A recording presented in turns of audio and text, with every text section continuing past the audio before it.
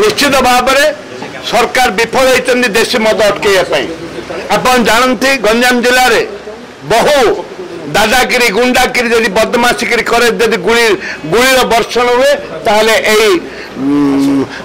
मद माफिया मानकर कारबार आप आजकल देखु मद माफिया मान गुली कर बहुत हत्या होते विभिन्न जगह मद माफिया माने गुली कर हत्या कर निजे भी मरी से बारंबार विधानसभा दाबी करछि भाटी मद बंद कर एक कथा मु बारंबार विधानसभा दाबी करछि आज गंजाम जिले में 15 जन आज मरी जाइछन विषाक्त मद पीकरी असुस्थ अच्छा